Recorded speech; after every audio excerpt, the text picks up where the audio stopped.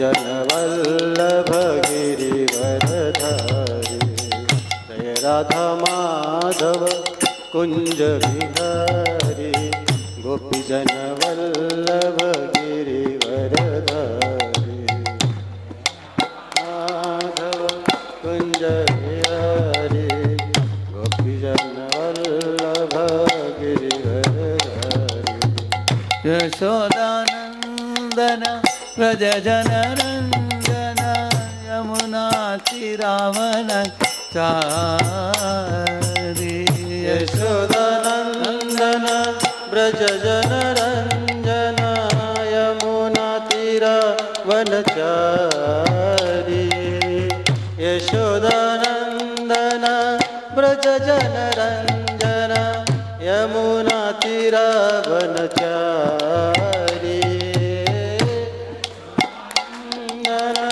व्रज जन रंजन, यमुना हरे। हरे कृष्ण कृष्ण कृष्ण हरे हरे, हरे राम राम राम हरे हरे। हरे कृष्ण कृष्ण कृष्ण हरे हरे, हरे राम राम राम हरे हरे। हरे कृष्ण कृष्ण कृष्ण हरे हरे, हरे राम राम राम हरे हरे। हरे कृष्ण कृष्ण कृष्ण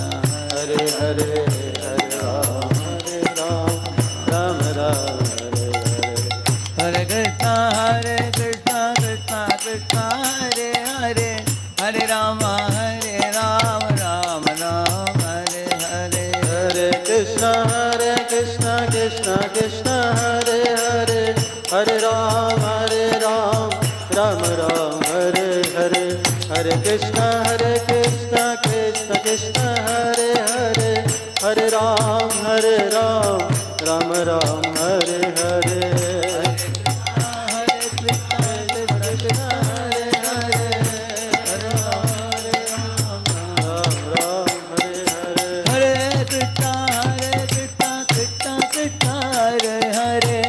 हरे राम राम राम हरे हरे। हरे कृष्ण कृष्ण कृष्ण हरे हरे, हरे राम राम राम हरे हरे। हरे कृष्ण कृष्ण कृष्ण हरे हरे, हरे राम राम राम हरे हरे।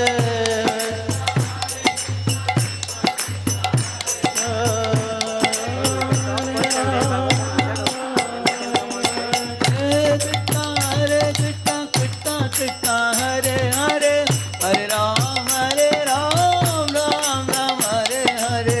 हरे कृष्ण कृष्ण कृष्ण हरे हरे, हरे राम राम राम हरे हरे। हरे कृष्ण हरे राम राम राम हरे हरे। हरि बोल हरि बोल हरि हरि बोल, हरि बोल हरि बोल हरि बोल, हरि बोल हरि बोल हरि बोल हरि बोल हरि बोल। प्रभुपाद श्रील प्रभुपाद, प्रभुपाद श्रील प्रभुपाद। गुरुदेव श्रील गुरुदेव। हरि बोल जय गौरा हरि बोल। गौर हरि बोल हरि बोल हरि बोल हरि बोल। कलियुग पावन हरिनाम संकीर्तन की जय। कोटि वैष्णव वृंद की जय। श्री राधा कुंज बिहारी की जय। श्री राधा वृंदावन चंद्र की जय। श्री राधा दामोदर भगवान की जय। श्री गौर निताई की जय। जगन्नाथ बलदेव सुभद्रा महारानी की जय। श्रीनिवास पद्मावत वेंकटेश्वर बालाजी की जय। श्रील प्रभुपाद की जय। ग्रंथराज साक्षात श्रीमद्भागवतम की जय। निताय गौर प्रेमानंदे। हरे हरि बोल। ओम अज्ञानतिमिरन्धस्य ज्ञानाञ्जनशलाकया चक्षुरुन्मीलितं येन तस्मै श्रीगुरवे नमः। श्रीचैतन्यमनोभीष्टं स्थापितं येन भूतले स्वयं रूपः कदा मह्यं ददाति स्वपदान्तिकं। वन्देऽहं श्रीगुरोः श्रीयुतपदकमलं श्रीगुरून् वैष्णवांश्च श्रीरूपं साग्रजातं सहगणरघुनाथान्वितं तं सजीवं साद्वैतं सावधूतं परिजनासहितं कृष्णचैतन्यदेवं श्रीराधाकृष्णपादान् सहगणललिता श्रीविशाखान्वितांश्च नमो ॐ विष्णुपादाय कृष्णपृष्ठाय भूतले श्रीमते भक्तिवेदान्तस्वामिनिति नामिने। नमस्ते सारस्वते देवे गौरवाणी प्रचारिणे निर्विशेषशून्यवादी पाश्चात्यदेशतारिणे। वाञ्छाकल्पतरुभ्यश्च कृपासिन्धुभ्य एव च पतितानां पावनेभ्यो वैष्णवेभ्यो नमो नमः। जय श्री कृष्ण चैतन्य प्रभु नित्यानंद श्री अद्वैत गदाधर श्रीवासादि गौरभक्तवृंद। हरे कृष्णा कृष्ण कृष्णा हरे हरे, हरे राम राम राम हरे हरे। ओम नमो भगवते वासुदेवाय। सब लोग बोलिए ओम नमो भगवते वासुदेवाय। ओम नमो भगवते वासुदेवाय। नारायणं नमस्कृत्य नरं चैव नरोत्तमं देवीं सरस्वतीं व्यासं ततो जयमुदीरये। नष्टप्रायेषु अभद्रेषु नित्यं भागवत सेवया भगवत्युत्तमश्लोके तिर्भवति नैष्टिकी। कृष्णाय वासुदेवाय देवकी नन्दनाय च नन्दगोपकुमाराय गोविन्दाय नमो नमः। हरे कृष्ण।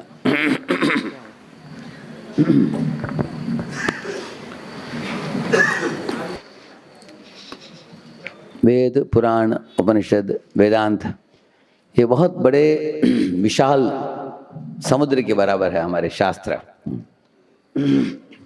लेकिन इन सब शास्त्रों में से सबसे श्रेष्ठतम उत्तम श्रेणी के ग्रंथ क्या है? वो भागवत माना गया। एक बार ब्रह्मा जी ने सब देवताओं को बुलाकर एक सत्र ली थी। उसमें एक तराजू था उनके पास, सब शास्त्रों को पुराणों को एक बाजू में रखा उन्होंने, दूसरे ताली में उन्होंने भागवत को रखा। भागवत इतना भारी पड़ा, सब देवताओं को आश्चर्य हुआ भागवत के अंदर ऐसा क्या है कि भागवत इतना वजन उसका ज़्यादा है। तो आप लोगों को आज पता चलेगा आज के सत्र में ऐसे भागवत में क्या मर्म है। भाष्यम ब्रह्म सूत्राणाम ऐसे बताया गया है कि वेदांत सूत्र को लिखने के बाद वेदव्यास जी ने उस वेदांत का ही एक परिभाषा लिखी, उसका नाम है भागवत। क्यों लिखा उन्होंने, उसका कारण है। आज भी अगर आप वेदांत सूत्र को पढ़ेंगे उसमें सिर्फ सूत्र हैं, अतातो ब्रह्म जिज्ञासा ऐसे सूत्र हैं, उधर छोटे छोटे सूत्र हैं ऐसे। तो सूत्रों को लेकर विस्तरित करते समय कोई अपने मनोधर्म कपोल कल्पित चीज़ों को उटपटांग तरीके से कोई भी बता सकता है। इसलिए वेदव्यास ने सोचा उसका तात्पर्य मैं ही दे दूं, क्योंकि ताकि बाकी लोग उसको तोड़ फोड़ कर कुछ गलत न बता सके। तो उन्होंने उसी वेदांत सूत्र का भाष्य बनाया जो श्रीमद् भागवत है। और दूसरा कारण है कभी कभी जो थियरी होता है उसको समझना मुश्किल है। जैसे आईपीसी होता है, इंडियन पिनल कोड, अगर वो लिखते हैं उसको मनन करना भी मुश्किल है, याद करना भी मुश्किल है। लेकिन एक केस स्टडी बताते हैं। हाँ, केस स्टडी ऐसे होता है। हाँ, केस स्टडी होता है, उसमें बताया जाता है कि कोई रामू था, कोई सोमू था, उनके दोनों किसान थे। हाँ, राम ने इसका जमीन हड़प लिया, सोमू ने ऐसा किया। इसे जब बताते हैं तब लोगों को समझ में आसानी से आ जाता है।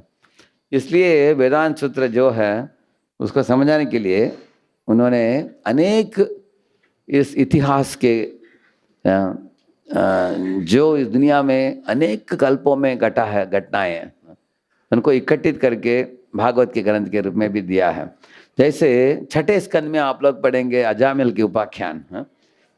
वो बोलते समय सुखदेव जी बताते हैं, मैंने ये भागवत ये अजामिल उपाख्यान मैंने श्रवण की थी अगस्त्य मुनि से। हाँ? तो अगस्त्य मुनि से श्रवण करके सुखदेव जी हमको बताते हैं। इसका मतलब है ये घटनाएं जो हैं कुछ कथा नहीं है, कहानी नहीं है, ये सब अलग अलग युगों में हुए हैं। हाँ? इतिहास का मतलब है हिस्ट्री। हाँ? तो उनको भागवत के अंदर दिया गया है। लेकिन भागवत ऐसे ग्रंथ वेद व्यास जी ने ऐसे बना कर दिया है। कैसे? इसका बेटा ये था, इसका बेटा यह था, ये राजकुमार था, उस रानी से विवाह किया और उन दोनों का बेटा ऐसे हुआ। इससे कभी कभी ये एक वंशजों का एक श्रृंखला भी है भागवत में। लेकिन वो ज़्यादा उस हर एक के बारे में वर्णन नहीं करेंगे, सिर्फ उन लोगों के बारे में वर्णन है जो शुद्ध भक्ति को अपनाया अपने जीवन में। हाँ? नहीं तो जिनके जीवन चरित्र से आप भक्ति भाव को बढ़ाने के लिए, लाभान्वित होने के लिए वो दिया जाता है। हाँ? अगर सबका कथा बताया जाए तो किताब भी मोटा हो जाएगा और उनमें से सब लोग भक्त नहीं है। हाँ? इसलिए भागवत ऐसा ग्रंथ है जिसमें जो खास राजाएं जो होते हैं, जैसे सिनेमा शूटिंग करते समय क्या करेगा व्यक्ति, जनरल शूटिंग करेगा, लेकिन एक व्यक्ति के ऊपर जोर देना हो तो उसके ऊपर फोकस करेगा। हाँ? भागवत भी ऐसे ही करता है, इनका बेटा हुआ, इसका विवाह हुआ, उसका हुआ, बोलते जाएगा।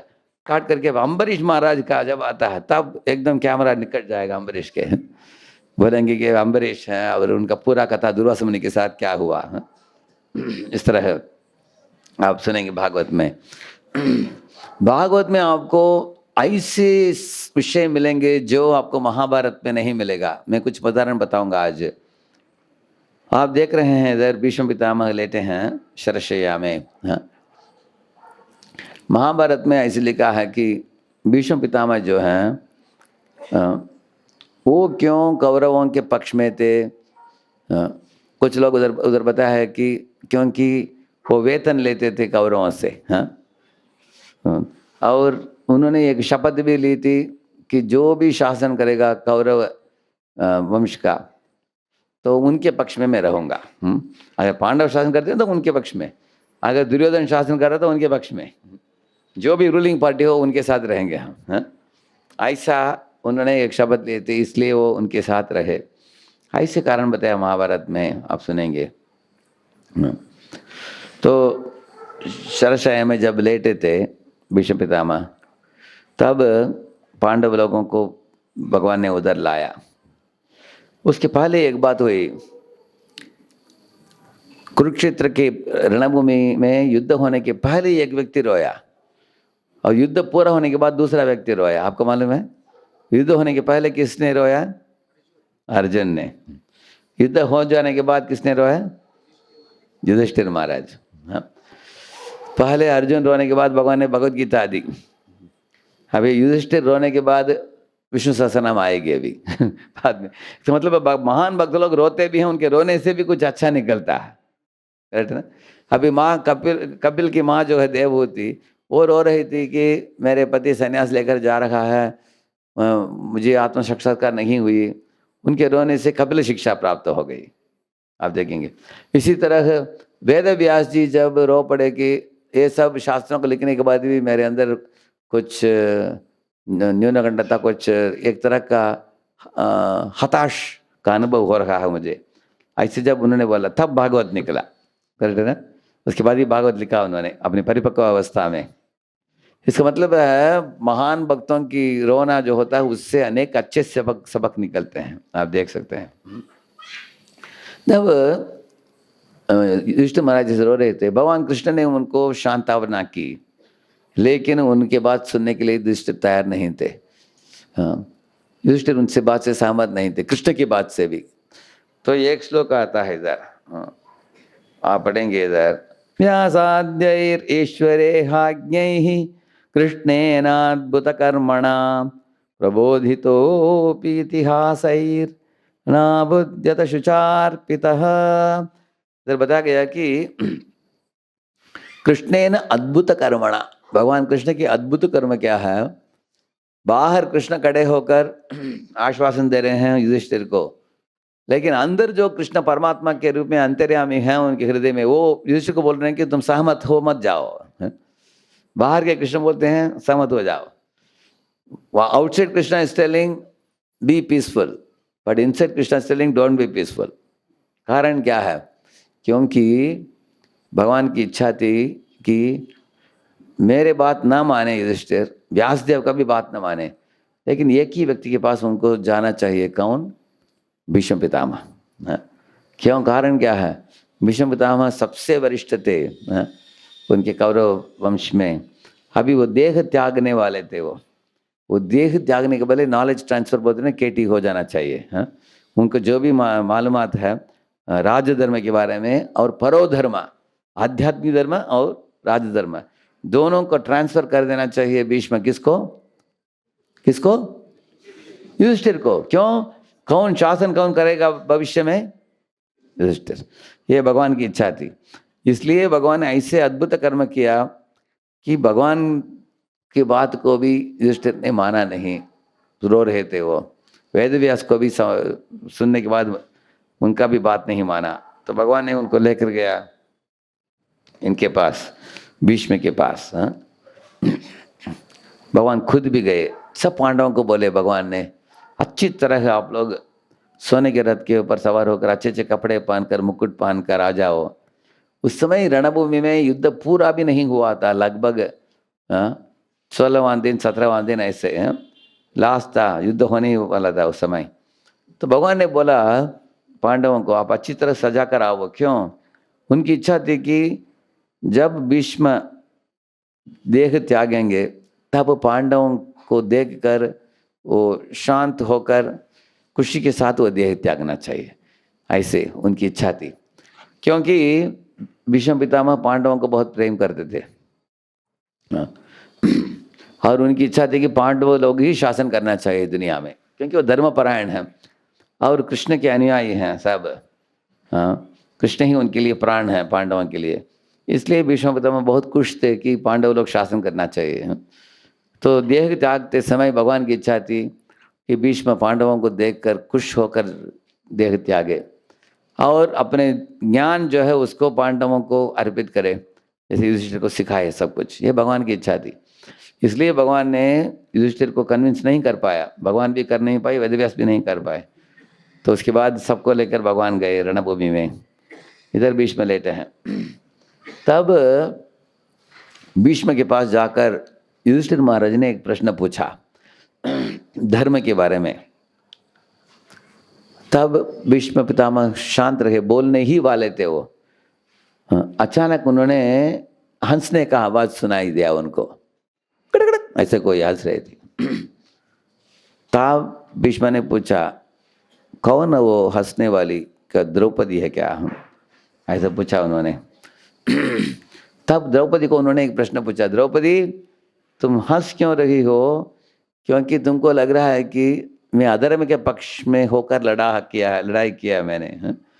ऐसे अधर्मी व्यक्ति क्या धर्म के बारे में बोल सकता है? ऐसे आपको लग रहा है क्या? चिंता मत करो द्रौपदी, मेरे शरीर में दुर्योधन और कौरवों का जो नमक खाकर जो खून था, अभी ये शरशय्या में लेटने के कारण वो सब खून बह गया, इसलिए मेरा शरीर शुद्ध हो गया, इसलिए मैं धर्म के बारे में बोलना जा रहा हूँ। ऐसे उन्होंने बोला। ऐसे महाभारत में पढ़ते हैं। क्या ये सत्य बात है क्या? आप पूछेंगे। भागवत के अनुसार नहीं है। कारण क्या है? क्योंकि भीष्म पितामह पांडवों के पक्ष में ना होकर कौरवों के पक्ष में लड़ाई क्यों किया, भागवत में इसका वर्णन है, आप पढ़ेंगे। क्या वर्णन है? जिस तरह कभी कभी एक राजा अपने मजा के लिए एक मल्लक को रखता है, मल्लक मतलब है कुश्ती करने वाले, उसको वेतन भी देता है। तो जैसे रंगमंच में आप देखेंगे राजा और कुश्ती करने वाला जो मल्ल होता है, दोनों कुश्ती करते हैं, रानियां हंसती है, मिनिस्टर लोग भी ताली बजा रहे हैं, वो भी देख रहे हैं। तो राजा उनके साथ कुश्ती करता है ऐसे। तो कुश्ती जिनके साथ करता है वो राजा को मारेगा नहीं, राजा की खुशी के लिए वो राजा के साथ लड़ाई करेगा, करेक्ट है ना? ऐसे जब करते हैं ये राजा उसको वेतन भी देते हैं, महीने में एक बार वेतन मिलता है उसका, और उसके साथ कुश्ती करते हैं। इस तरह भगवान भी कभी कभी उनकी भी मन में इच्छा होता है कि मैं स्टंट करूं, है? जैसे एक सिनेमा देखोगे आप, उसमें आपको रोमांटिक सीन होता है, ट्रेजेडी होता है, कॉमेडी होता है, और अंत में एक स्टंट भी होता है, देखा आपने? तो मूवीज में जो स्टंट होता है लास्ट में, उसमें हीरो और विलन के बीच में झगड़ा होता है, अनेक लोग उसको देखना चाहते हैं, देखा आपने? कभी कभी विलन हीरो को पराजित कर देता है और हीरो पहाड़ से नीचे गिरने वाला है, आपने देखा है ऐसे? सिर्फ हाथ से पकड़ा है, उस हाथ को भी विलन क्या करता है, अपने शूज से उसको दबा रहा है, ऐसे दिखाते हैं। आपको लग रहा है कि देखने वाले लोग डर जाते हैं, क्या होने वाला हीरो को ऐसे है। बाद में क्या होता है, हीरो ऊपर चढ़ जाएगा, आ जाएगा वापस, विलन को पराजित कर देगा वो। तो जिस तरह आप लोग देखोगे मूवी में, देखते देखते कुछ लोग अपने पड़ोस वालों को भी औलाद दे देते हैं लोग, हैं? इतना रुचि होता है उनको। तो इसका मतलब क्या है, हम में स्टंट सीन देखने के लिए रुचि जो है वो किधर से आता है? भगवान से ही आता है। भगवान भी स्टंट करना चाहते हैं, लेकिन भगवान के धाम में स्टंट करने वाले कोई नहीं है, सब भगवान के भक्त ही भक्त हैं। अगर भगवान बोलेंगे किसी भक्त को मेरे साथ स्टंट करो, क्या करेगा? ये कमल को लेकर फेंकेगा भगवान के ऊपर, बस, उससे ज़्यादा नहीं कर पाएगा। तो भगवान बोलते हैं ठीक है, हम धरती में जाते हैं, भूलोक में, क्योंकि भूलोक में जीव बुलक्कड़ होकर काम करते हैं ना, इसलिए भगवान बोलते हैं कि मेरे भक्त को ही भेजूंगा मैं। भगवान ने बोला पांडवों को, पांडवों आप इस पक्ष में रहो, भीष्म तुम उस पक्ष में जाओ। भगवान ने अलर्ट कर दिया ऐसे। भीष्म ने पूछा होगा भगवान हमको कौरवों की सेना में क्यों डाल रहे हैं, हम तो आपके साथ रहना चाहते हैं, पांडवों के साथ। भगवान ने बोला नहीं, मेरी इच्छा है कि तुम कौरव पक्ष में रहो, मैं पांडव पक्ष में रहूंगा, हम दोनों लड़ाई करके मजा करेंगे, हैं? ऐसे भगवान की इच्छा थी ऐसे, हैं? तो भगवान के बात को मानकर भीष्म पितामह कौरव के पक्ष में रहे, और वो शुद्ध भक्त हैं। उनका नाम 12 महाजनों में एक है ना, स्वयंभू नारद शंभु कुमार कपिलो मनु प्रहलादो जनको भीष्मो, उनका नाम आता है। तो ऐसे महाजन के हाथ से कैसे गलत चीज हो सकता है? वो शुद्ध भक्त हैं, भगवान को जानने वाले होते हैं, ऐसे व्यक्ति कभी गलती नहीं कर सकता। भगवान की इच्छा के लिए ही उन्होंने लड़ाई किया, दूसरे पर पक्ष से उन्हें लड़ाई की, भगवान को खुश करने के लिए। जब भगवान के ऊपर तीर चला रहे थे, अर्जुन के ऊपर, भगवान के ऊपर भीष्म, तो वो क्षत्रियों को जो सुख मिलता है रणभूमि में, इस तरह भगवान ने वो सुख प्राप्त किया भीष्म के साथ लड़ाई करके, इस तरह। तो भीष्म जो बोल रहे हैं कि मेरे खून अशुद्ध खून है क्योंकि मैंने कौरवों का कहा, ये सब गलत है, क्योंकि उनके वो कमल जैसे रहे कौरव सभा के बीच में। कौरव सभा अगर कीचड़ हो, भीष्म पिता कमल जैसे थे वो, लेश मात्र उनके अंदर दोष नहीं आया था ऐसे। तो ये आप भागवत में पढ़ने से आपको पता चलेगा। जो लोग भागवत नहीं पढ़े हैं, महाभारत पढ़ते हैं, उनको ये पता नहीं चलेगा। महाभारत में आपको एक इन्फॉर्मेशन मिलेगा, भागवत में उसका डेवलप्ड वर्जन आपको मिलेगा, भागवत में आप देखेंगे। इसी तरह आप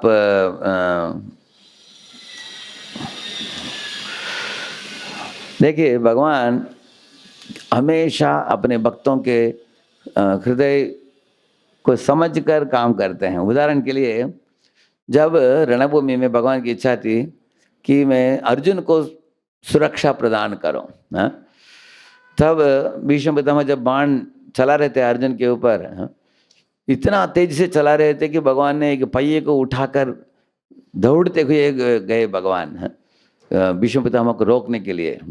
उस सुंदर दृश्य को देखकर भीष्म पितामह अपने धनुष बाण सब छोड़कर आनंदित होकर उसका उस दृश्य को देख रहे थे वो। हाँ, तो ऐसे एक आएगा, आपको आगे देखेंगे ऐसे।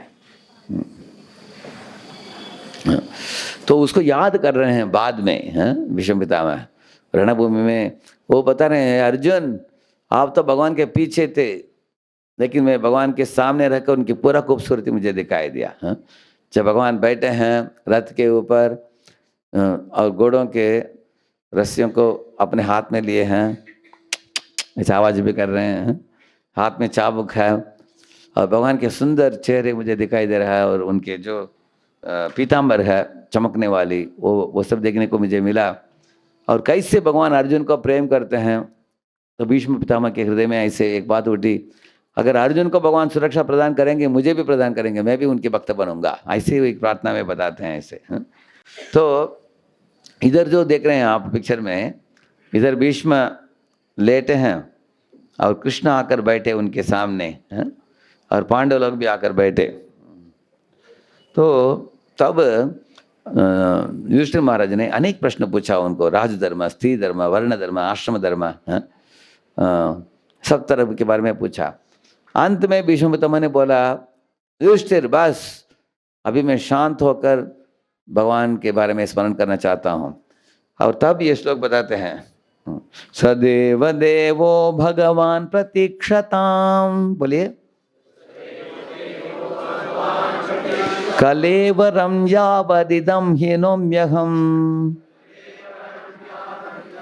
प्रसन्नहासारुणलोचनोल्लसन् मुखाम्भुजो ध्यानपतश्चतुर्भुजः। ये बोल रहे हैं कि मैं कलेवरम इदम हिनोमी, मैं अभी शरीर छोड़ने जा रहा हूँ, बस युधिष्ठिर अभी दूसरा प्रश्न मत पूछो, मैं भगवान को ध्यान करते हुए शरीर छोड़ना चाहता हूँ। और मेरे प्रिय भगवान कृष्ण मेरे सामने आकर बैठे हैं, ये मेरे कितना परम सौभाग्य है। तो प्रश्न पूछा युधिष्ठिर ने, जवाब दिया भीष्म पितामह ने, और उस जवाब को सुना भगवान कृष्ण ने। तो ये महान महान व्यक्तियों के बीच में होता है।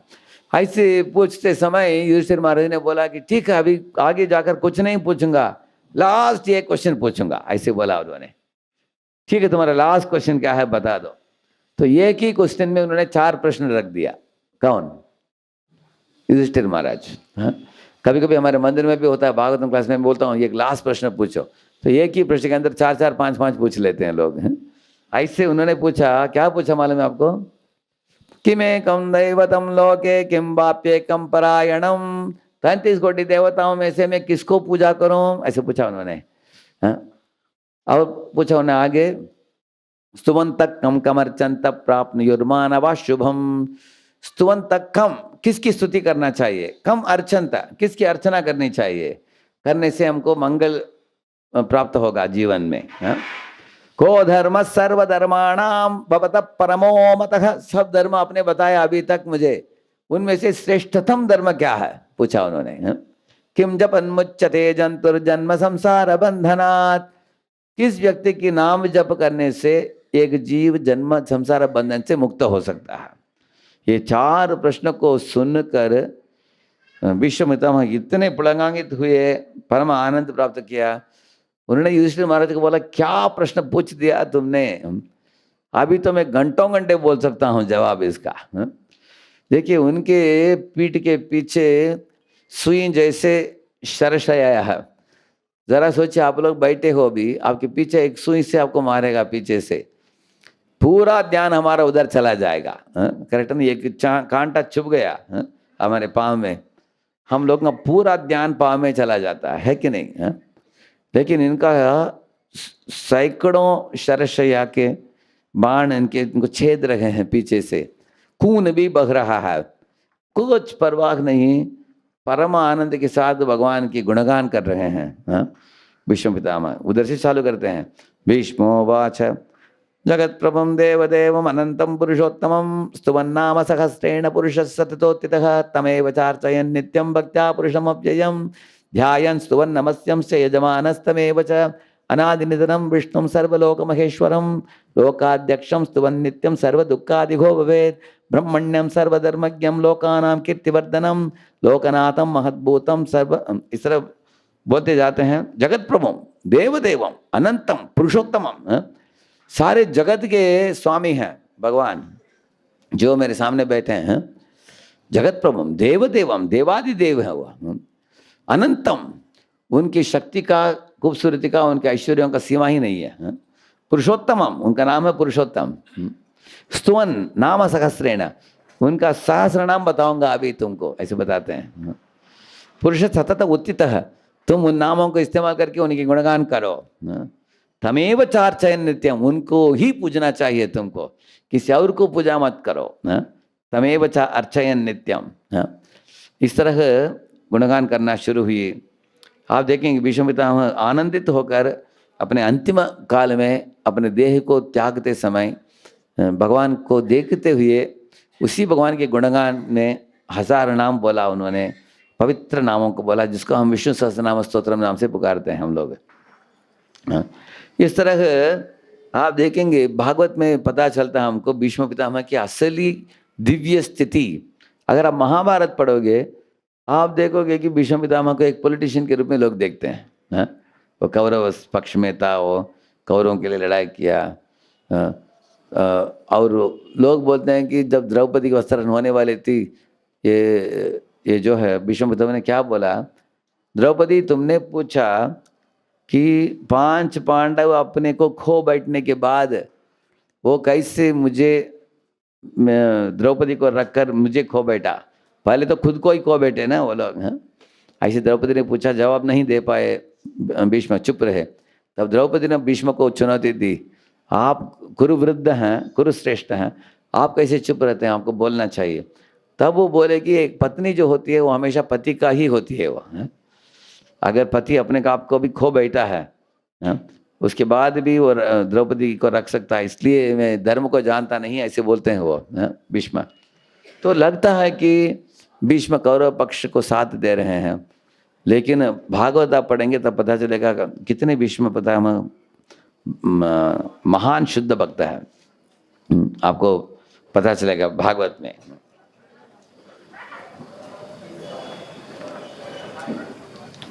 इधर देखिए क्या बता रहे हैं, भक्त्यावेश्य मनो यस्मिन् वाचायन नाम कीर्तयन् त्यजन कलेवरम योगी मुच्यते काम कर्म भी।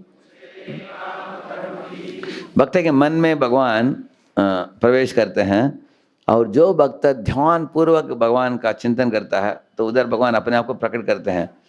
क्योंकि भक्त लोग नाम जप से भगवान का चिंतन करते समय भगवान उनके मन में प्रवेश करते हैं। इधर भगवान मन में ही नहीं, उनके समक्ष अपने आप का दर्शन दिया भगवान ने। तो यही दृश्य को वो याद कर रहे थे भीष्म पितामह, जो मैंने आपको पहले बताया। ये लास्ट में बताते हैं भीष्म, इतिमति उपकल्पिता वितृष्णा भगवती सात्पद पुंगवे विभूम्नि स्वसुखम उपगते क्वचित विहर्तुम प्रकृतिम उपेयुषी यद भव प्रवाह।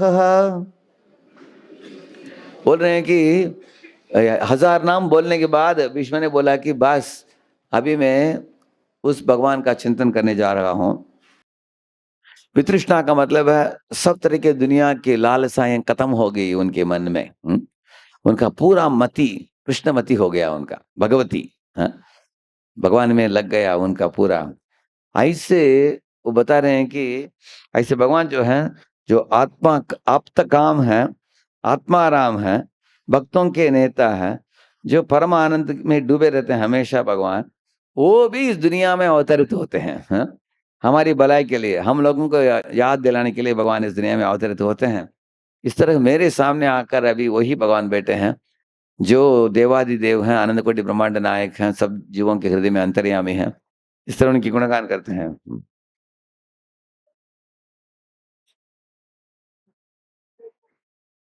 इधर प्रभुपाद तात्पर्य में बताते हैं, जब तक हम हमारे चित्त शुद्ध नहीं होता तब तक भगवान हमारे लीडर नहीं बनते, ऐसे बताते हैं। उसका मतलब क्या है? भगवान जीवों को तब मार्गदर्शन देते हैं जब जीव याचना करते हैं भगवान से, हैं? भगवान, हम आपका शरण में आना चाहते हैं, आप मार्गदर्शन दिखाओ, तब देते हैं भगवान। नहीं तो बाकी जीवों को भगवान माया के पास सौंपा देते हैं, ऐसे बताते हैं।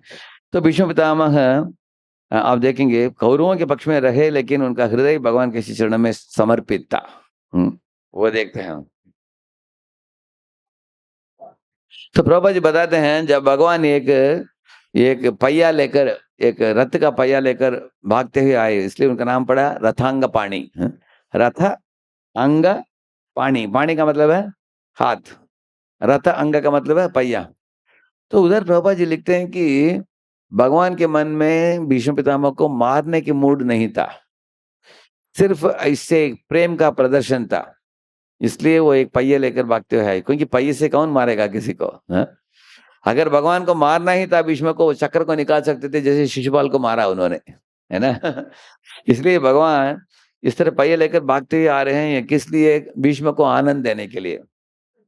क्योंकि जब भीष्म ने देखा भगवान अर्जुन की सुरक्षा के लिए कितना कष्ट उठा रहे हैं, उसको देखकर उनको परम आनंद, वीर्य रस में परम आनंद प्राप्त किया।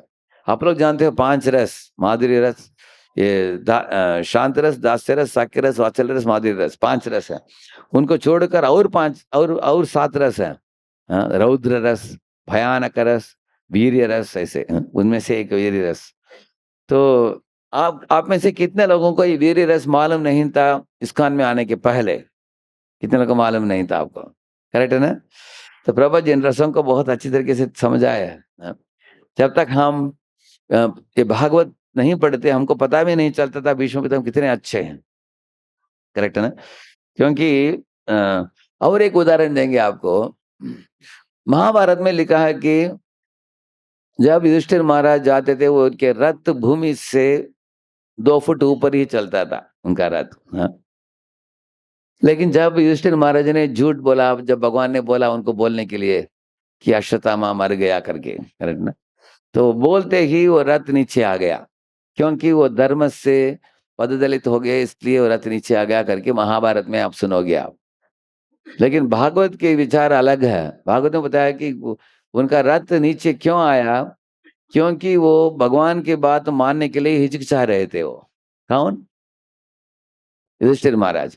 जब भगवान ने बोला उनको, हे युधिष्ठिर जी इधर आइए, उधर जो रणभूमि में लड़ रहे हैं जो द्रोणाचार्य, उनके सामने जाकर बोल दीजिए कि उनका बेटा अश्वत्थामा मर गया। ऐसे बोल दीजिए। लेकिन युधिष्ठिर तैयार नहीं थे, हिचकिचा रहे थे वो बोलने के लिए। वो हिचकिचाहट के कारण, क्योंकि भगवान की बात को तुरंत माना नहीं। उस समय भीम ने बोला, अगर वो तैयार नहीं तो मैं बोल दूंगा बोला। भगवान ने बोला, तुम्हारे बोलने से फर्क नहीं पड़ने वाला है, क्योंकि द्रोणाचार्य तुम्हारे बात नहीं सुनेंगे, क्योंकि युधिष्ठिर सत्यपरायण है। अगर वो बोलेंगे वो उसको गंभीरता से लेंगे वो।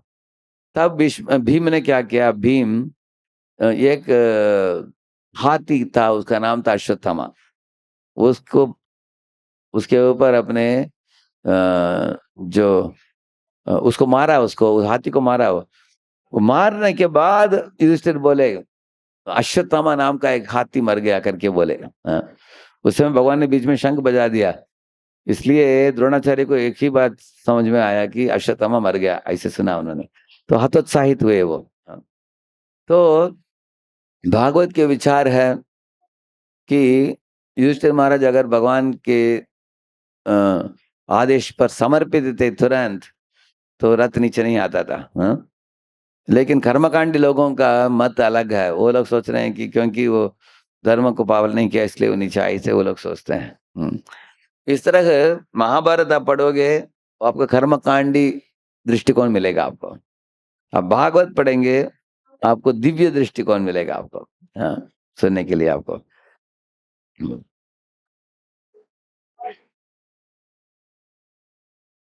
तो इधर बोल रहे हैं कि भगवान कृष्ण कितने कृपालु, अति कृपालु, परम दयालु। सही टाइम पर आ गए, जब मैं देह त्यागने के लिए जा रहा हूँ, अपने आप आ गए भगवान मेरे समक्ष मुझे दर्शन देने के लिए। याद दिलाने के लिए, अपने सुंदर स्वरूप को दिखाकर मेरे चित्त को आकर्षित करने के लिए भगवान ऐसे आए हैं। ऐसे बोलकर ये गीत गाते हैं।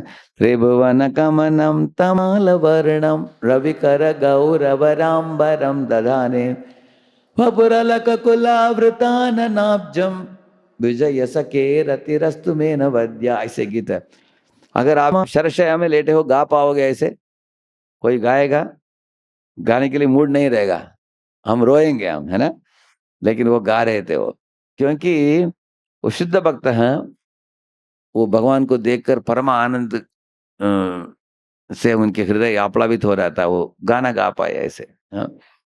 तो अभी भीष्म पितामह ही नहीं, ऐसे भागवत में आपको पढ़ने के लिए अनेक चरित्र मिलेंगे आपको। हाँ। अभी महाभारत में किसके ऊपर जोर है?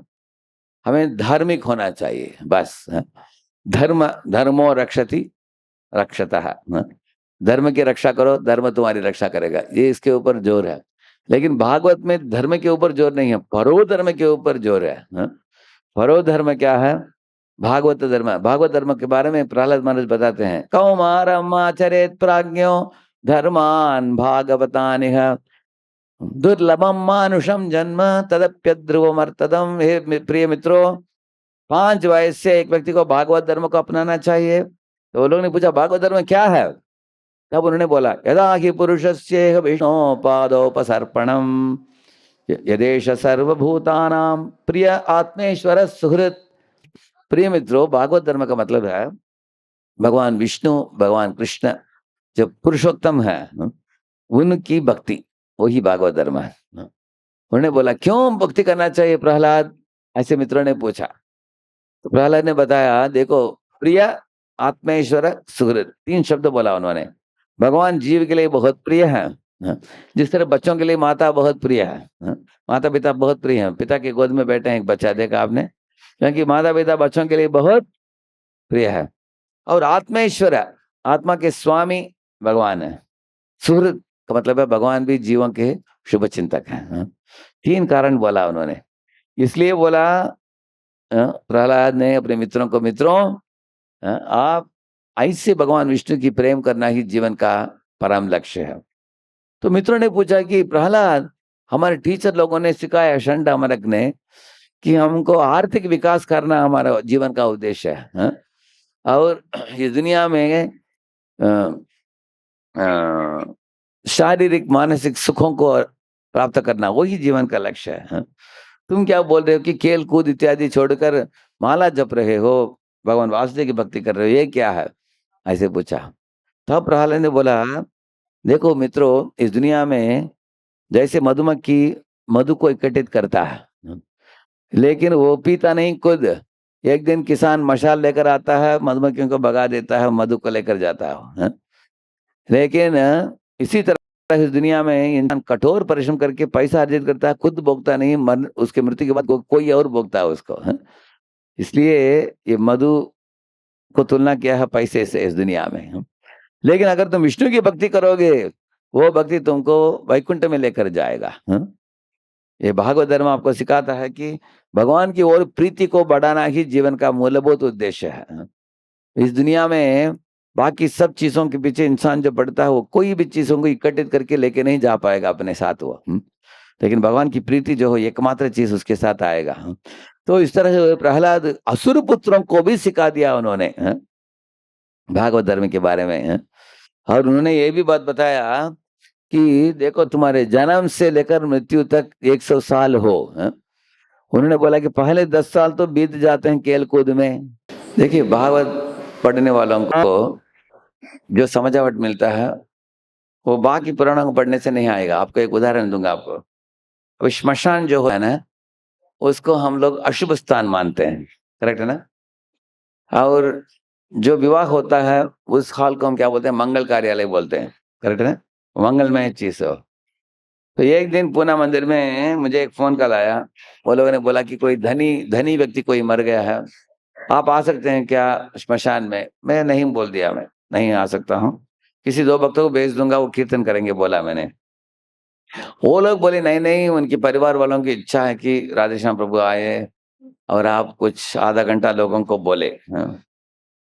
मैंने बोला मेरा प्रोग्राम पूरा दिन फिक्स हुआ है, शेड्यूल टाइट है बहुत। लेकिन वो लोग बोले कि प्रभु जी 300 लोग आ रहे हैं, अगर आप आएंगे तो हम 300 भगवत गीता लेंगे, बोला उन्होंने। मैं तुरंत चला गया उधर। तो प्रवचन भी दिया उनको, 300 किताब भी दे दिया उनको। तो अभी श्मशान जो है वो अशुभ स्थान है, लेकिन अगर उधर कुछ मंगलमय चीज हो सकता है, जैसे गीता के ऊपर एक प्रवचन हो सकता है, हाँ, और गीता लोगों को प्रदान कर सकते हैं, तो अशुभ स्थान भी शुभ स्थान बन जाता है। इसके विरुद्ध हमारे राधा गोपीनाथ प्रभु बता रहे थे, मुंबई में उनको किसी शादी में बुलाया गया प्रवचन देने के लिए, गए 1000 लोग थे, ऐसे ही पंडाल था, और उनको स्टेज में बुलाया। प्रभु जी बोले कि कोई बैठ नहीं रहे हैं, लोग चलते फिरते रहते हैं, सब लोग अपने आप को सुशोभित करके आए हैं, झिक झिक झिक झिक झिक कपड़े पहन कर आए हैं, ऐसे हैं, ऐसे एक दूसरे को दिखाने के लिए, और सब लोग हंस रहे, हंसी मजाक कर रहे हैं, बातचीत कर रहे हैं। प्रभु जी ने बोला प्रवचन किसको दूंगा, सबको बिठाओ। लोग बोले आप कीर्तन शुरू कीजिए, सब बैठ जाएंगे। लेकिन प्रभु जी जाकर आंख बंद करके कीर्तन चालू की, कोई बैठ नहीं रहा है, सब आ रहे हैं जा रहे हैं, बच्चे चिल्ला रहे हैं। तो प्रभु जी आधा घंटा ट्राई किया, तो कोई सुनने वाले नहीं है, तो प्रभु जी उतर के निकल कर चले गए। लोगों ने कुछ उनको कुछ केला आम इत्यादि दिया, पैकेट में ले, प्रभु जी निकल गए। बोले कि नाम है मंगल कार्यालय, लेकिन मंगल कार्य करने नहीं दे रहे हैं वो लोग, हैं? ऐसे बोल रहे थे। है ना। इसलिए भागवत में बताया है कि जिस स्थान में भगवान की गुणगान हो सकता है वही मंगल है, हाँ?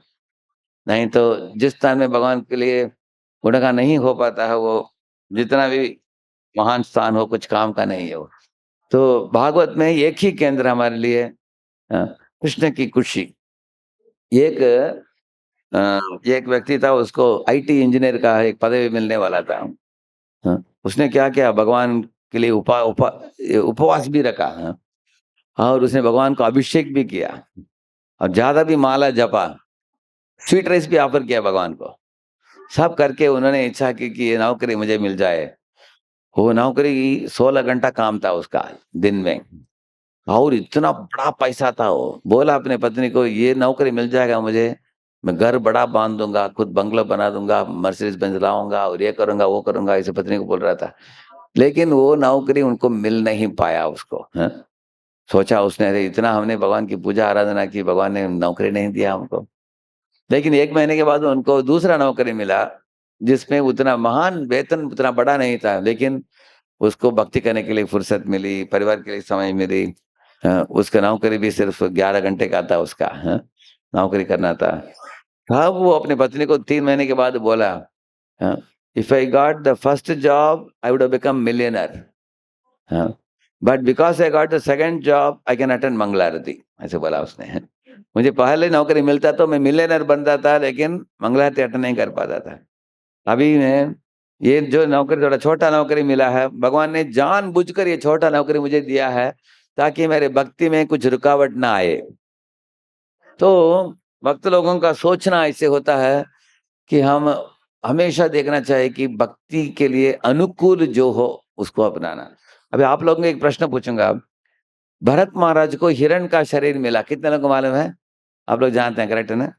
तो ये लगता है कि उनको एक श्राप मिला है, करेक्ट है ना? क्या है, भरत महाराज राजा थे, जंगल आए, वैराग्य का जीवन जिया, और ये हिरण से आकर्षित होकर अगले जन्म में उनको हिरण का शरीर मिला। लगता है कि उनका पतन हो गया, करेक्ट है ना? लेकिन भागवत में बताया कि उनका पतन नहीं हुआ। क्यों?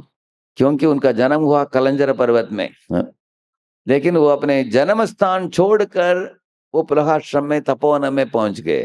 कारण क्या है? जन्म स्थान में माता पिता हमको बहुत खिलाएंगे पिलाएंगे, इतना ऐश्वर्य में रखेंगे, हम भगवान को भूल जाएंगे, हैं? इस तरह सोचकर उन्होंने क्या किया, कलंजर पर्वत छोड़कर, अपने जन्म स्थान छोड़कर तपोवन में आ गए। वो पहला पॉइंट। दूसरा पॉइंट बोला है, उधर तपोवनम में भी अच्छा हरियाली था उधर, लेकिन हरा घास खाते नहीं थे। क्या खाते थे? सूखा घास खाते थे। क्यों? अगर हरा घास खाकर हमारा शरीर मोटा हो जाएगा तो हम इंद्रिय तर्पण करेंगे आप, हाँ? लेकिन अगर हम सूखा घास खाएंगे, एकदम पतला रहेंगे और भक्ति अच्छा करेंगे, ऐसे सोचा उन्होंने, हाँ? तीसरा है उधर के तपोवनम के ऋषि मुनियों के संग लिया उन्होंने, उनके प्रवचन रोज सुनते थे वो, हाँ? सुनकर भगवान हरि की ओर प्रीति बढ़ाया उन्होंने।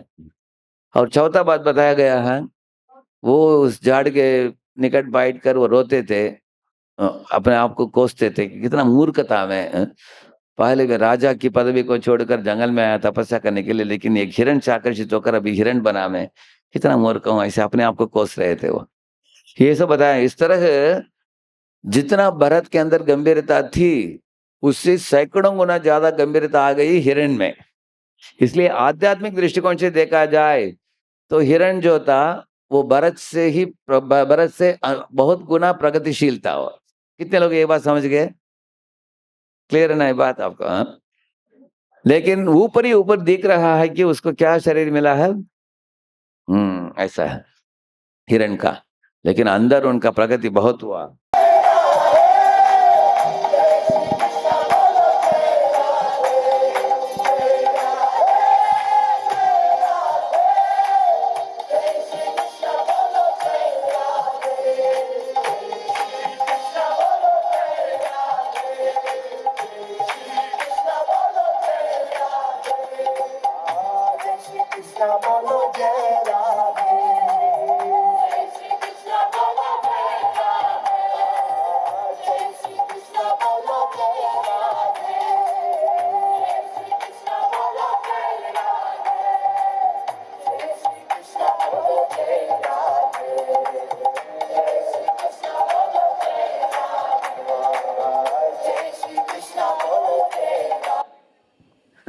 देखा आपने?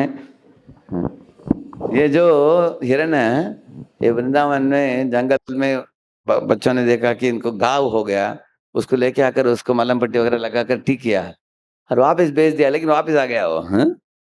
तो कैसे नाच रहा है, इसको जब देखा मुझे भरत महाराज का याद आया मुझे। ऐसे ही भक्ति किया होगा उन्होंने, करेक्ट है ना? हिरण के शरीर में भी, हाँ? है शरीर उनका हिरण का, लेकिन भक्ति भाव जो था पहले से अनेक गुना गंभीर बन गए थे।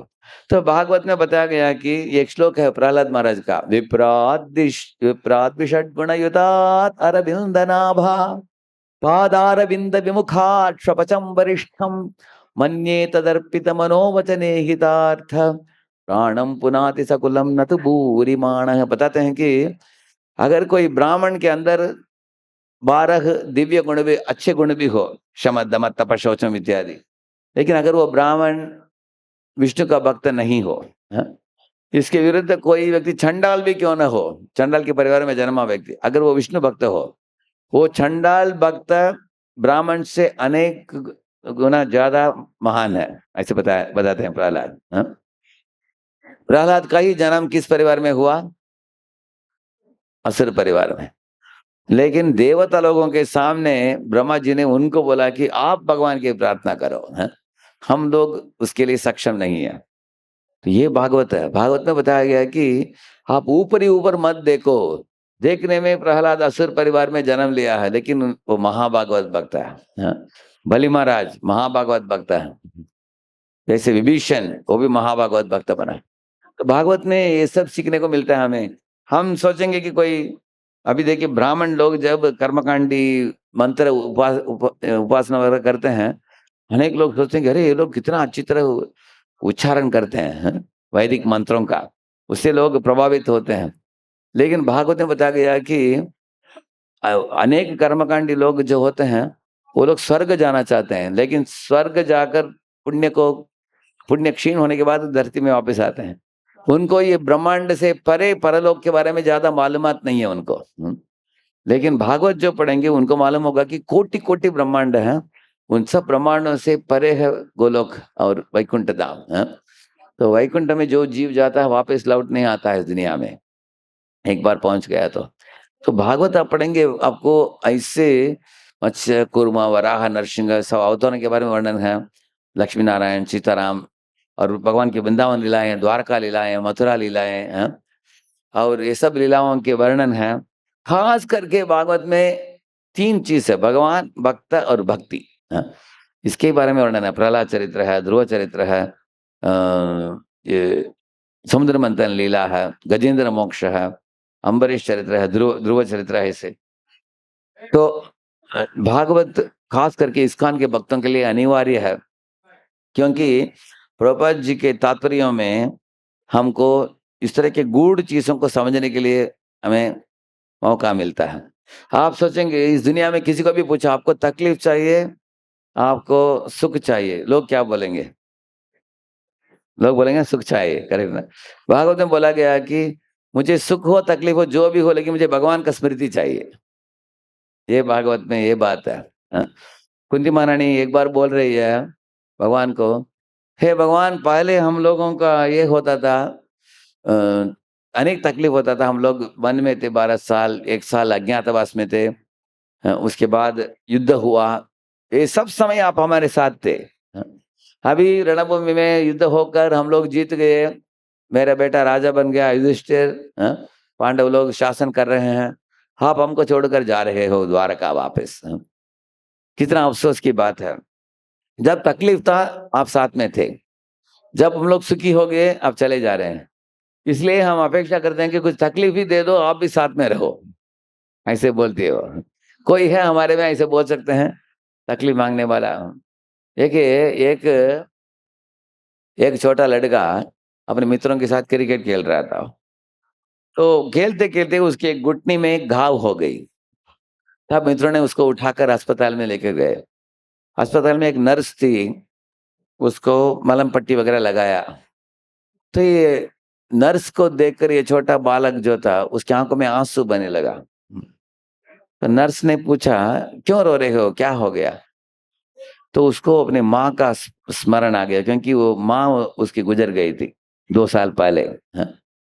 तो उस नर्स की जो मलहम पट्टी लगा रही थी, उसको माँ का स्मरण आने के कारण वो आंसू बहाने लगा। तो उसके बाद ठीक हो गया। 4-5 महीने के बाद वापस वो लोग क्रिकेट खेल रहे थे। तब उसने अपने मित्रों को बोला कि आज भी एक गाँव हो जाएगा तो अच्छा होगा, ऐसे बोला उसने। हाँ? तब मित्रों ने बोला, रे तुम क्या बेवकूफ हो, कोई इस दुनिया में है क्या गाँव चाहेगा? हाँ? खेलते समय। तो मैंने एक ऐसे ही प्रवचन में लोगों को पूछा कि वो लड़का गाँव क्यों चाहता था दूसरी बार? तो ये एक छोटा लड़का था, वो 6 वयस का बालक, मालूम है आपको? वो अपने माँ के गोद में बैठा था वो। तो उस बच्चे ने हाथ ऊपर किया, अनेक बड़े लोग हाथ नहीं ऊपर किया। मैंने जब ये प्रश्न पूछा वो दूसरी बार गाँव क्यों चाहता था, वो छोटा लड़का हाथ ऊपर किया। मैंने पूछा बताओ कारण क्या? बोला माँ का प्यार, बोला उसने, बता दिया। हाँ? क्योंकि उसको पहले माँ का प्यार मिला वो नर्स से, अभी दूसरी बार वही माँ का प्यार प्राप्त करना चाहता है, इसलिए वो गाँव चाहता है। उसकी इच्छा गाँव नहीं है, उसकी इच्छा है वो नर्स को मिलना, करेक्ट है ना? इसी तरह से कुंती की इच्छा नहीं कि हमें तकलीफ हो, लेकिन वो सोचती है कि तकलीफ होने से अगर कृष्ण रहेंगे साथ में तो तकलीफ होने से परवाह नहीं है हमको, ऐसे वो बोलते हैं। तो इस तरह के गूढ़ बातें आपको सिर्फ भागवत में मिलेंगे आपको समझने के लिए। हाँ? और एक बात बताता हूँ, प्रभुपाद जी लिखते हैं भागवत में, भगवान की सेवा करना उतना श्रेष्ठ नहीं है जितना भगवान के भक्तों की सेवा करना, ऐसे लिखते हैं। ये कारण क्या है मैं आपको बताऊंगा। ये एक श्लोक में बताया है, अगर आप पेड़ के मूल में पानी डालोगे सारे पेड़ को पहुंच जाएगा, करेक्ट है ना? इसी तरह भगवान को, भगवान अच्युत भगवान कृष्ण को आप खुश करोगे, सारे 33 कोटि देवता खुश हो जाएंगे, ऐसे बताते हैं।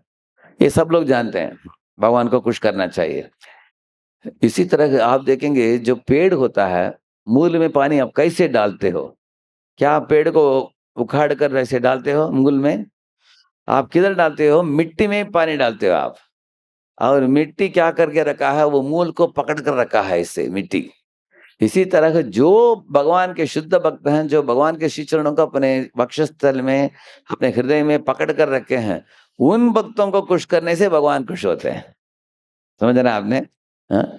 ये बात समझ में आया आपको? हाँ? क्योंकि भगवान बोलते हैं कि मैं, मुझे जो मदद करेगा, मुझे जो सेवा करेगा, मैं उतना प्रसन्न नहीं हूँ जितना वो मेरे भक्तों को सहयोग देता है, मेरे भक्तों की इच्छाओं को पूर्ति करता है, ऐसे बताया। इसलिए हम प्रभुपाद जी को खुश करेंगे किताब वितरित करके, तो भगवान हमसे प्रसन्न हो जाएंगे।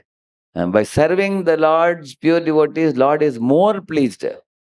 इसका कारण आपको बताता हूँ। एक बार गिरिराज महाराज वो एक बड़े डोनर के पास गए थे, एक बड़ा व्यक्ति था उसके पास गए थे। वो व्यक्ति बोला मेरे पास कुछ फुर्सत नहीं है, आज बहुत बिजी हूँ, लेकिन मेरे पास एक बड़ा गाड़ी है। उसको क्या बोलते हैं? आड़ी, आड़ी बोलते हैं कार, आड़ी कार, ऑडी, ऑडी कार है। वो बोला कि एक दिन के लिए रखो तुम्हारे पास। हाँ? तो महाराज वो गाड़ी लेकर मंदिर आए, सोचा कि ये गाड़ी लेकर मैं क्या करूंगा एक दिन रखकर। लेकिन महाराज को एक आइडिया मिल गया, ये आड़ी कार को लेकर अलग अलग कॉलेज में मैं चले जाऊंगा, किसी का भी घर का दरवाजा खुल जाएगा, क्योंकि गाड़ी बहुत महंगा गाड़ी है। हाँ। इस तरह सोचकर महाराज ने उस दिन 10-15 लोगों के पास चले गए। वो आसानी से आड़ी कार को देकर दरवाजा खुल गया, अनेक लोगों का घर। हाँ। तो ये घर में पहुंच गए, एक करोड़पति था, तो वो भी बहुत बिजी था, व्यस्त था वो। लेकिन महाराज जब पहुंचे उधर, उसको बोले कि मुझे 5 मिनट चाहिए आपसे मिलने के लिए। तो उनसे 5 मिनट बात किया प्रभुपाद जी के बारे में, इस्कॉन के बारे में। उसका बेटा था, उसके बेटे को एक रसगुल्ला दिया उन्होंने। वो बेटा रसगुल्ला खाकर नाचने लगा। वो पिताजी उसको देखकर इतने प्रसन्न हुए। वो बोले कि मेरे बेटा कभी इतना उत्साही देखा नहीं हूं कभी। आपने रसगुल्ला देकर उसके उत्साह बढ़ा दिया। तुरंत उसने चेकबुक लिया, 5 लाख लिखा, बोला कि एक टोकन मनी रखिए, बाद में और भी देंगे हम। अब उसका टोकन मनी 5 लाख तो पता नहीं, असली डोनेशन देगा तो पता नहीं कितना देगा वो। हाँ? ऐसे दिया उसने। तो उसके बाद 1 महीने के बाद महाराज ने फोन उठाया, तो घर में जो नौकर चाकर थे वो लोग बोले नहीं नहीं, वो बहुत, हमारे मालिक बहुत बिजी हैं। वो बोले मालिक को नहीं मिलना, मालिक के बेटे को मिलना है। हाँ। तो बेटे को फोन किया, अंकल आप कब आने वाले हैं रसगुल्ला लेकर? ऐसा पूछा। वो बोले कि तुम्हारे पिताजी बुलाएंगे, आ जाएंगे। वो पापा को बोला पापा बुला दो अभी इनको आने के लिए, बोला। तो आसानी से पहुंच गए और वो लाइफ मॉडल बन गया वो। तो महाराज जी बता रहे थे पिताजी को पकड़ना कठिन है, किसको आसानी से पकड़ सकते हैं? बेटे को। इस तरह भगवान पकड़ में नहीं आते, क्योंकि भगवान अति पवित्र हैं। और हमको माया भी छूटता नहीं है आसानी से। माया भी छूटते नहीं, भगवान भी पकड़ में आते हैं। क्या करना है? बीच वाले को पकड़ना चाहिए, जो शुद्ध भक्त है। उन्होंने भगवान को भी पकड़ लिया है, माया से भी छूट गए। करेक्ट है? अगर हम उनको खुश करेंगे तो भगवान प्रसन्न हो जाएंगे। ये भागवत का संदेश है। इसलिए हम लोग प्रभुपाद की मिशन में जुड़कर क्यों उनकी बातों को मानकर हम चल रहे हैं, क्योंकि उनको खुश करने से कौन खुश हो जाते हैं? भगवान खुश हो जाते हैं। इस तरह की बातें सुनते हैं। जैसे एक दासी पुत्र भागवत में पढ़ते हैं, वो नारद बना बाद में, सिर्फ भक्ति वेदांतों को खुश करके, उनके उपदेशों को अपने जीवन में पालन करके। तो भागवत में हर कथा से आपको समझने लायक ऐसे अनेक चीजें हैं भागवत में, हैं। तो मैं आज कुछ कुछ विषयों को आपको बताया भागवत से, लेकिन भागवत का 18 वॉल्यूम है, आप लोग देखकर बेहोश मत हो जाना कि इतना बड़ा मोटा है भागवतम। लेकिन रोज 2 तो 4-4 पेज पढ़ते जाओगे, धीरे धीरे पूरा हो जाएगा। एक आपको असली कहानी बताऊंगा। मैं गया था उधर मैसूर में, उधर एक परिवार था। वो जो लड़का जो था वो भक्त बन गया था। वो उनके परिवार में पति पत्नी बच्चे सब भक्त थे। तो वो आकर मुझे बोला कि प्रभु जी हमारे पिताजी जो हैं प्रातः काल में 3 घंटा, वो रिटायर हो गए, अभी 80 हो गया उनका उम्र, 3 घंटा पढ़ते हैं न्यूज़पेपर, शाम को 6 घंटा टीवी देखते हैं। ऐसे उनके पास अ, दूसरा कुछ काम नहीं है, घर में ही हैं, रिटायर हो गए हैं। तो मेरी इच्छा है कि अभी उनका उम्र बढ़ता जा रहा है, उनके अंतिम काल आने के पहले कुछ भगवत कैंकर्य करना चाहिए। लेकिन मैं बेटा होकर उनको बोलूंगा तो मेरी बात सुनते नहीं। इसलिए आप हमारे घर में आ जाइए, एक भागवतम दे दीजिए उनको। तो उनके घर में गया था मैं, इस तरह भागवत का आरती उतारा और उनको भागवत प्रदान किया, क्योंकि वो साधु महात्माओं को बहुत आदर देते हैं। वो मुझे देखकर उन्हें दंडवत प्रणाम भी की, हाथ जोड़कर मैंने उनको बोला कि रोज आप कम से कम 4 पेज पढ़ लीजिए, बोला मैंने उनको। मैं वापस लौट आने के बाद में फोन आया उसके बेटे का। वो बोला कि मेरे पिताजी का सब न्यूज़पेपर छूट गया, टेलीविजन छूट गया, अभी 4 घंटा भागवतम पढ़ रहे हैं रोज। ऐसे बोले हो। अभी तिलक पहने हैं, 16 माला आ गया, खंटी माला पहन लिए। तो अगले साल में जब मैसूर में गया, पिताजी बोले कि प्रभु जी आपने भागवत दिया, वो पूरा हो गया, अभी चैतन्य चरितामृत लेना है आपसे। ऐसे बोल रहे हैं, एकदम पक्का भक्त बन गया हो 1 साल में। 80 वयस की इंसान भी बदल गया ऐसे। हाँ, तो इस तरह आप लोग भागवत लेकर आपके घर में रखोगे तो आपके घर की रोशनी बढ़ेगा। हाँ? और आपके घर वाले पढ़ेंगे उनका चित्त शुद्ध हो जाएगा। हाँ? और जो पढ़ते जाते हैं भागवत पूरा, उनको भागवत के अनेक मर्म समझ में आ जाएंगे। भगवान के व्यवहार, भगवान के गुणादिशयों को समझेंगे, भगवान की लीला चेष्टाओं को सुनेंगे, समझेंगे। और भगवान के साथ संबंध जोड़ने के लिए हमारे अंदर योग्यता प्रदान करेगा भागवत। इसके बाद हम लोगों के हृदय में भगवान स्थापित हो जाएंगे। हम चलते फिरते हमारे हृदय में भगवान की एक निकट मित्र के रूप में हम अनुभूति कर पाएंगे ऐसे। इसलिए आपके पास अगर भागवत नहीं हो आप, तो आप जरूर ले लीजिए। आज अनेक भक्त लेने वाले हैं। नवदीप चंद्र प्रभु, केशव प्रभु, ये लोगों ने आयोजन किया है इसका। तो हम लोग 5 मिनट के लिए भागवत की आरती उतारेंगे, उसके बाद सबको प्रदान करेंगे। लेकिन उसके पहले 5 मिनट क्वेश्चन ले सकते हैं क्या? किसी का प्रश्न है? मैंने जो बोला उसके ऊपर किसी का प्रश्न है? आपको माइक दे सकते हैं उनको। एनीबडी, आप हाथ ऊपर करेंगे माइक आ जाएगा आपको, ठीक है?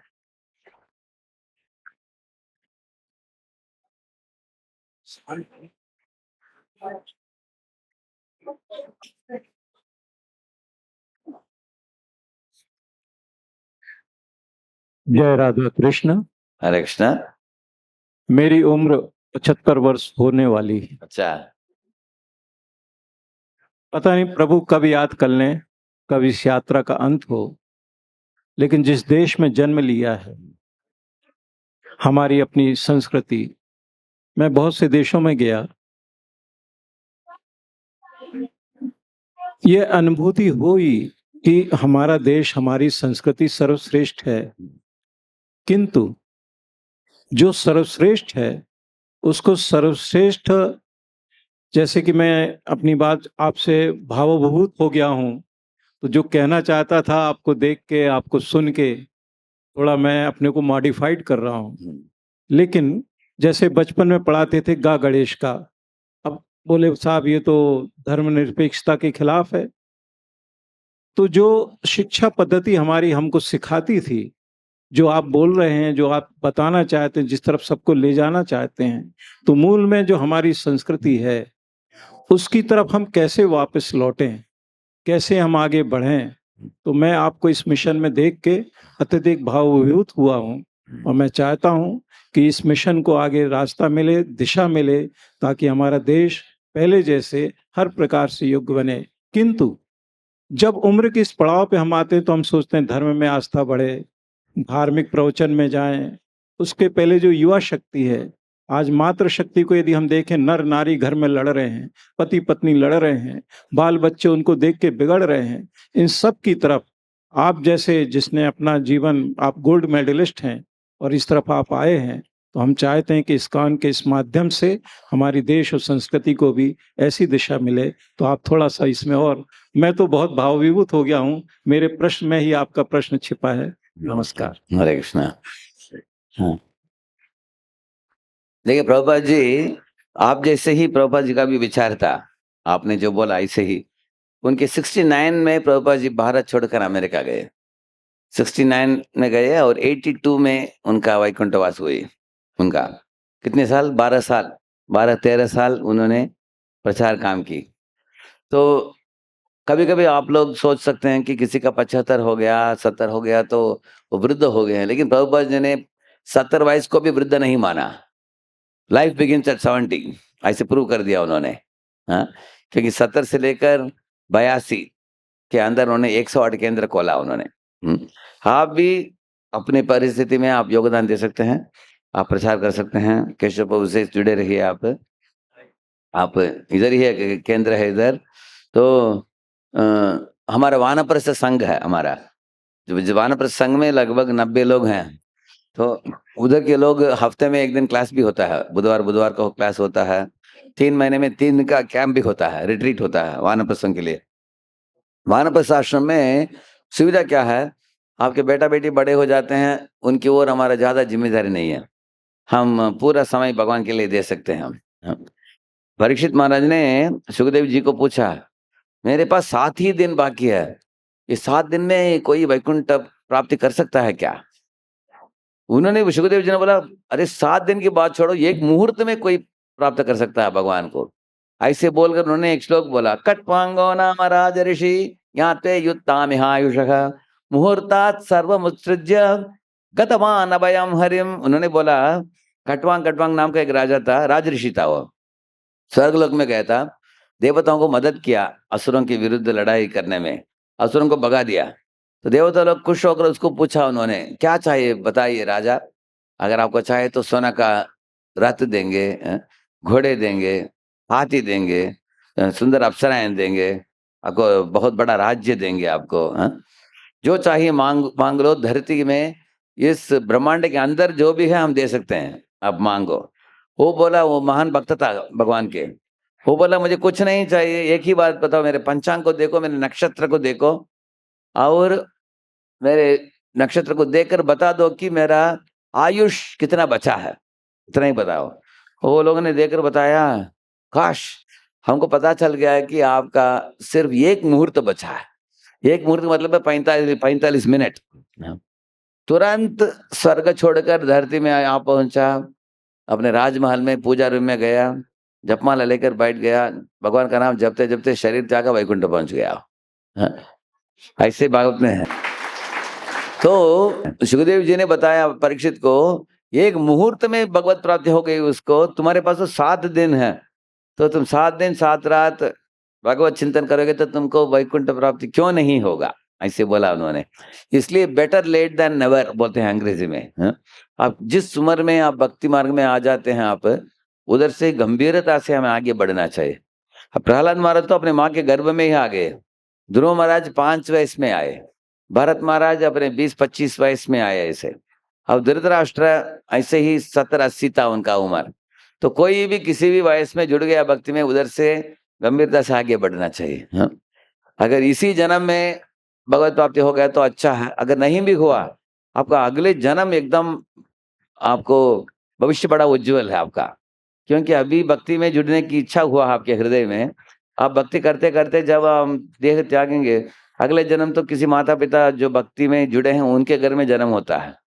प्रभुपाद जी ने बोला कि भक्त लोगों के घर में जो बच्चे पैदा होते हैं ना, वो सब देवता है। प्रभुपाद जी ने बोला वो लोग देवलोकों से आए हैं, ऐसे बोला, क्योंकि ये बच्चों को जन्म लेते ही देखते हैं माँ के माथे के ऊपर तिलक है, माता पिता दोनों तिलक पहने हैं, घर में घंटी बज रहा है, आरती उतार रहे हैं, भागवत है। तो ऐसे बच्चे साधारण बच्चे नहीं हैं, जो भक्तों के घर में जन्म मिल रहा है उनको। तो हमको भी अगर पूरा भक्ति में 100% नहीं कर पाए हम, और एक जन्म लेना हो, तो भक्तों के घर में जन्म मिलेगा, तो कुछ नुकसान नहीं है हमारे लिए। ठीक है, थैंक यू। हरे कृष्णा। श्री प्रभुपाद की जय। हरे कृष्णा। तो हम श्रीमान राधेश्याम प्रभु जी का धन्यवाद करना चाहेंगे। एक्चुअली प्रभु जी का समय जो है, शेड्यूल जो है बहुत व्यस्त है, उस व्यस्त शेड्यूल में प्रभु जी ने आज हमको इतना समय दिया। प्रभु जी जनरली दिन में 4-5 लेक्चर अलग अलग जगह पे उनके होते हैं। आज सुबह प्रभु जी ने मंदिर में दिया, बाद में उन्होंने NIBM में एक जगह पे दिया, तीसरा कार में लेक्चर उनका, एक लंदन में एक इंस्पिरेशन बुक डिस्ट्रीब्यूशन लेक्चर चल रहा था। उसके बाद यहाँ आने के बाद प्रभु जी एक जगह पे गए डोनर को इंस्पायर करने के लिए, फिर यहाँ आए। तो प्रभु जी के इतने व्यस्त शेड्यूल में प्रभु जी ने हमारे लिए ये जो समय निकाला, तो हम बहुत उनका धन्यवाद देना चाहते हैं हृदयपूर्वक। 3 बार हरि बोल बोल के, हरि बोल हरि बोल हरि बोल।